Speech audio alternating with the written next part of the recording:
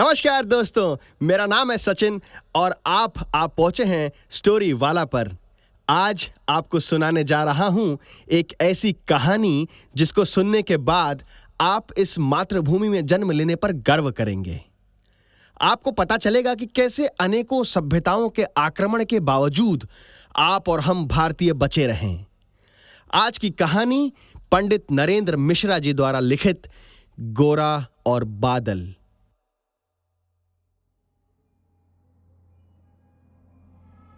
दोहराता हूं सुनो रक्त से लिखी हुई कुर्बानी, जिसके कारण मिट्टी भी चंदन है राजस्थानी। रावल रत्न सिंह को छल से कैद किया खिलजी ने, काल गई मित्रों से मिलकर दगा किया खिलजी ने। खिलजी का चित्तौड़ दुर्ग में एक संदेशा आया, जिसको सुनकर शक्ति शौर्य पर फिर अंधियारा छाया। 10 दिन के भीतर न पद्मिनी का डोला यदि आया, यदि ना रूप की रानी को तुमने दिल्ली पहुंचाया, तो फिर राणा रत्न सिंह का शीश कटा पाओगे। शाही शर्त न मानी तो पीछे पछताओगे। दारुण संवाद लहर सा दौड़ गया रण भर में, यह बिजली की तरक छितर से फैल गया अंबर में। महारानी हिल गई, शक्ति का सिंहासन डोला था सतित्व मजबूर, जुल्म विजयी स्वर में बोला था। रुष्ट हुए बैठे थे सेनापति गोरा रणधीर, जिनसे रण में भय खाती थी खिलजी की शमशीर। अन्य अनेकों मेवाड़ी योद्धा रण छोड़ गए थे, रत्न सिंह की संध नीति से नाता तोड़ गए थे, पर रानी ने प्रथम वीर गोरा को खोज निकाला। वन वन भटक रहा था मन में तिरस्कार की ज्वाला। गोरा से पद्मिनी ने खिलजी का पैगाम सुनाया, मगर वीरता का अपमान ज्वार नहीं मिट पाया। बोला, मैं तो बहुत तुच्छ हूं, राजनीति क्या जानूं, निर्वासित हूं, राज मुकुट की हट कैसे पहचानूं।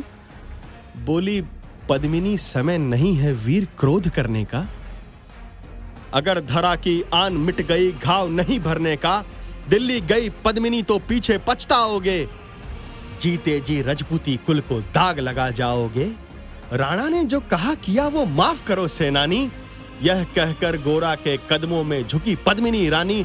हाय हाय ये क्या करती हो, गोरा पीछे हटकर बोला, और राजपूती गरिमा का फिर धधक उठा था शोला।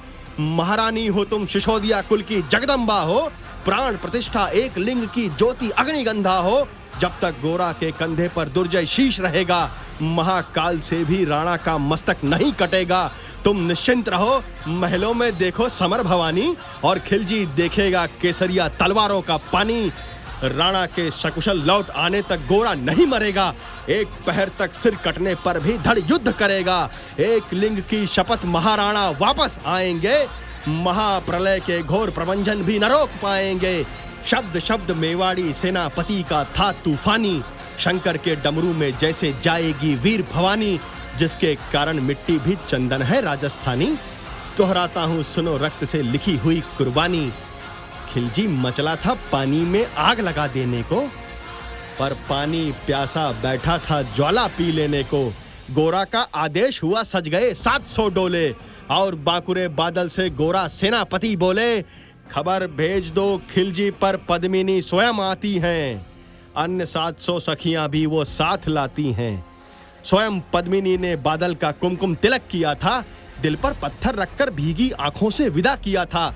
और 700 सैनिक जो यम से भी लड़ सकते थे, हर सैनिक सेनापति था, लाखों से लड़ सकते थे। एक एक कर बैठ गए सजी डोलियां पल में, मर मिटने की होड़ लग गई थी मेवाड़ी दल में। हर डोली में एक वीर था 4 उठाने वाले, पांचों ही शंकर की गण की तरह समर मत वाले। बजकूंच शंख सैनिकों ने जयकार लगाई, हर हर महादेव की ध्वनि से दशों दिशा लहराई।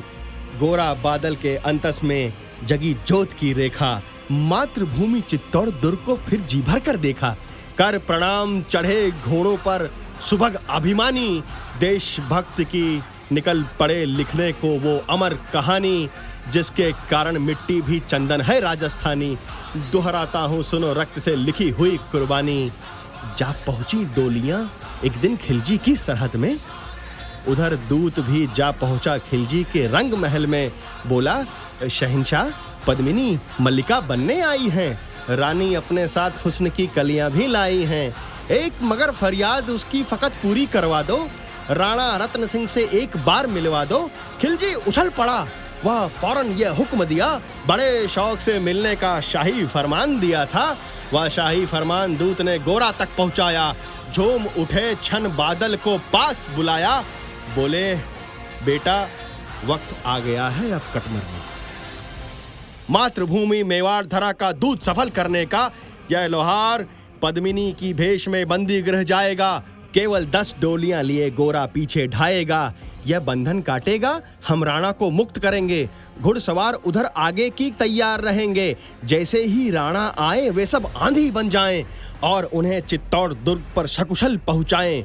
अगर भेद खुल गया वीर तो पल भर की देर न करना और शाही सेना पहुंचे तो बढ़कर रण करना। राणा जिधर जाए शत्रु को उधर न बढ़ने देना और ये एक यवन को भी उस पथ पर पांव न धरने देना। मेरे लाल लाडले बादल आन न जाने पाए। तिल तिल कट मरना मेवाड़ी मान न जाने पाए। ऐसा ही होगा काका, राजपूती अमर रहेगी। बादल की मिट्टी में भी गौरव की गंध रहेगी। तो फिर आ बेटा बादल, सीने से तुझे लगा लूं। हो ना सके शायद अब मिलन, अंतिम लाड़ लगा लूं। यह कह बाहों में भरकर बादल को गले लगाया। धरती कांप गई, अंबर का अंतस मन भर आया। सावधान कहे पुनः पथ पर बढ़े गोरा सेनानी। पोंछ लिया झट से बढ़कर बूढ़ी आंखों का पानी। जिसके कारण मिट्टी भी चंदन है राजस्थानी। दोहराता हूँ सुनो रक्त से लिखी हुई कुर्बानी। गोरा की चातुरी चली राणा के बंधन काटे। छांट छांट कर शाही पहरेदारों के सिर काटे। लिपट गए गोरा से राणा गलती पर पछताए। सेनापति की नमक खलाली देख नयन भर आए। पर खिलजी का सेनापति पहले से ही शंकित था। वह मेवाड़ी चट्टानी वीरों से आतंकित था। जब उसने लिया समझ पद्मिनी नहीं आई है, मेवाड़ी सेना खिलजी की मौत साथ लाई है। पहले से तैयार सैन्य दल को उसने ललकारा। निकल पड़ा तिथि दल का, बजने लगा नगाड़ा। दृष्टि फिरी गोरा की, राणा को समझाया। रण मतवाले को रोका, जबरन चित्तौड़ पठाया। राणा चले तभी शाही सेना लहरा कर आई। खिलजी की लाखों नंगी तलवारें पड़ी दिखाई। खिलजी ललकारा, दुश्मन को भाग न जाने देना। रत्न सिंह का शीश काट कर ही वीरों दम लेना। टूट पड़ो मेवाड़ी शेरों, बादल सिंह ललकारा। हर हर महादेव का गर्जा नभ भेदी जयकारा। निकल डोलियों से मेवाड़ी, बिजली लगी चमकने। काली का खप्पर भरने, तलवारें लगी खटकने। राणा के पथ पर शाही सैनिक तनिक बढ़ा था, पर उस पर तो गोरा हिमगिरी सा अड़ा खड़ा था। कहा, जफर एक कदम भी आगे बढ़ न सकोगे। यदि आदेश न माना तो कुत्ते की मौत मरोगे। रत्न सिंह तो दूर, उनकी छाया तुम्हें नहीं मिलेगी। दिल्ली की भीषण सेना की होली अभी जलेगी। यह कह के महाकाल बन गोरा रण में हुंकारा। लगा शीश काटने, बही समर में रक्त की धारा। खिलजी की असंख्य सेना से गोरा घिरे हुए थे, लेकिन मानो वो रण में मृत्युंजय बने हुए थे। पुण्य प्रकाशित होता है जैसे अग्रित पापों से। फूल खिला रहता है असंख्य कांटों के संतापों से। वो मेवाड़ी शेर अकेला लाखों से लड़ता था। बढ़ा जिस तरफ वीर उधर ही विजय मंत्र बढ़ता था। इस भीषण रण से दहली थी दिल्ली की दीवारें। गोरा से टकराकर टूट गई खिलजी की तलवारें। मगर कयामत देख अंत में छल से ही काम लिया था। गोरा की जंघा पर अरि ने छिपकर वार किया था। वहीं गिरे वीर वर गोरा जफर सामने आया। शीश उतार दिया धोखा देकर, मन में हर्षाया। मगर वारे मेवाड़ी गोरा का धड़ भी दौड़ा। किया जफर पर वार की जैसे सिर पर गिरा हथौड़ा। एक बार में ही शाही सेनापति चीर दिया था। जफर मोहम्मद को केवल धड़ ने निर्जीव किया था। ज्यों ही जफर कटा, शाही सेना का साहस लर्जा। काका का धड़ देख बादल सिंह महारुद्र सा गर्जा। अरे कायरो नीच बांगड़ो, छल में रण करते हो। किस बूते पर जवां मर्द बनने का दम भरते हो। यह कहकर बादल उस क्षण बिजली बनकर टूटा। मानो धरती पर अंबर से अग्निशिरा छूटा था। ज्वालामुखी फतेह हो जैसे दरिया हो तूफानी। सदियों दोहराएंगी बादल की रणरंग कहानी। अरि का भाला लगा पेट में आते निकल पड़ी थी। जख्मी बादल पर लाखों तलवारें खिंची पड़ी थी। कसकर बांध लिया आंतों को केसरिया पगड़ी से। रणचक डिगा न वो प्रलयंकर, सम्मुख मृत्यु खड़ी थी। अब बादल तूफान बन गया, शक्ति बनी फौलादी। मानो खप्पर लेकर रण में लड़ती हो आजादी। उधर वीरवर गोरा का धड़ अर्दल काट रहा था, इधर बादल लाशों से भूतल पाट रहा था। आगे पीछे दाएं बाएं जमकर लड़ी लड़ाई। उस दिन समर भूमि में लाखों बादल पड़े दिखाई, मगर हुआ परिणाम वही जो होना था। उनको तो कण कण अरियों के शोणित से धोना था।